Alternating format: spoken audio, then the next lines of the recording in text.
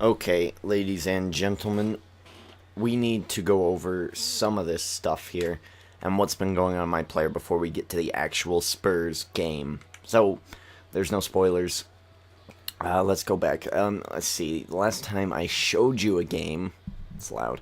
Last time I showed you a game, I believe. Oh, I don't remember. Maybe it was Al Jefferson. No, I think that was game 1. Game 2 could have very well been the Miami Heat or something like that. I don't know. I don't really remember. But we lost a lot. And we have been losing a lot. And there's only been a couple of times that we've won out of miracles. So let's make this month a little bit better. We went 4-14 for the first month. And we're going to start out against the San Antonio Spurs for the second month. I mean, look at some of the people. We got Oklahoma City, New York. We got to go against Bobcats again, Boston and Miami. Lakers, it's going to be a tough month ahead of us. But I think now that I figure out how to play with the Atlanta Hawks, I'm going to start winning at least half of my games. So we probably won't make playoffs this season, but that's why I'm really rushing through it. Now that that's all said and done, continue on to the portion of the highlighted game. That being said, Derek D. GingerKing, moving on. All right, guys, we got to take them out of their offense this game.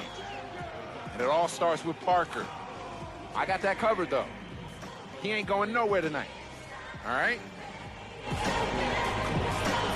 Alright, ladies and gentlemen, here we are, 4-14. The Atlanta Hawks, as you have seen before this game, are not in a winning mood, apparently. This team is kind of struggling at this point, and to be honest, I think the only person that I don't like on the team is Paul Millsap. He is the only guy who, in this game, they have really stripped him of his stats. He can't shoot free throws. He's very bad at being under the basket, and it's not really how Millsap plays his game. So it's a little surprising that they've stripped him of his gameplay. I mean, last game he was great. This game he just seems like a anchor. So I have alerted the general manager that I want Millsap gone. We need our points in the paint, and you're going to see here, if you catch it quick, there's a thing where we're being outbeaten 30 to like 12 by points in the paint, and that didn't really help our situation in this game. But nonetheless, Derek D. GingerKing making a lot of great shots, making a lot of really good turnover plays in this game, trying to keep us in it. And we kept really close for the first 3 quarters of this game. 38-34, is that what that says? I can't even read that, that's too small. Come on now, but look at that. Turnover, going to Jeffrey T, and look at that, an easy dunk. I am learning these names a little better than I did last week. Last week I only had 24 hours to learn the names of the Atlanta Hawks, and I couldn't really get the whole job done. But now, I feel like I know who's on my team. I just need to memorize the numbers on the back of their jerseys. Because I'm an idiot, and I don't understand who's who if they look alike. Okay, GingerKing at the top of the point here. I was calling for the pass. I wanted this play. I knew I could take care of it. Goes down to Horford for 2, and it sinks. He was standing there about 3 or 4 seconds before I started that clip off right there. I had to force the situation. Derek D. GingerKing forcing another turnover. My matchup during this game was Kwame Brown. But another huge point in this game was both Parker and Ginobili. They're studs. Another great assist there for Derek D. GingerKing. And at halftime, the score would be relatively even. 59-58, the Spurs with a slight advantage. Spurs are a championship caliber team. The Hawks could have been if they had kept Joe Johnson and kept the team the way it is. With this team, I do not feel like they are, I don't feel like they are the best.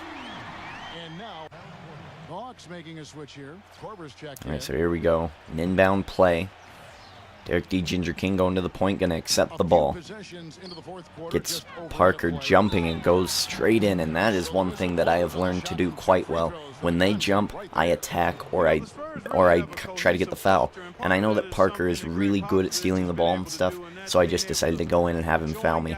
2 free throws, easy, right? No, missed the first one. Very disappointing. That's something that I need to work on. I need to work on being a little more focused when I'm at the free throw line. That extra point really could have helped us out. We've kept them even in the third quarter.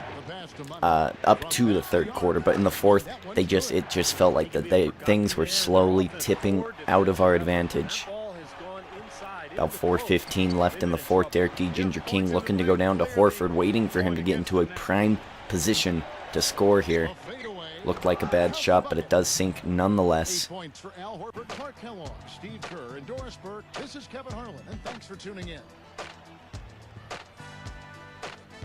that would be the end of the game. The game would end with us with a pretty large deficit. And Derek D. GingerKing, to me, I didn't get as many points this game because I thought it more important, it being a key game and all, that I get a B+. I think I ended up getting a B+, right?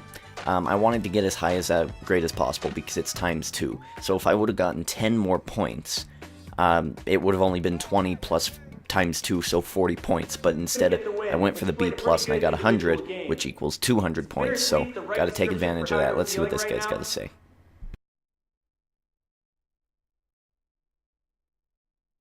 Nah, not at all. I can't be happy when we lose. Even if I score 50 or drop a triple-double or something. It really loses all the excitement if it's not part of a win. I do feel like I was playing the way I want to out there, and that's good, but it's only a small part of the picture. There's so much more going on to consider. Individual performance only gets you so far. And with that said, ladies and gentlemen, we are going to try to get this record on the right. I am Derek D. GingerKing. Thank you for watching, leaving a like, favoriting, commenting, doing whatever you do. And I'm checking out.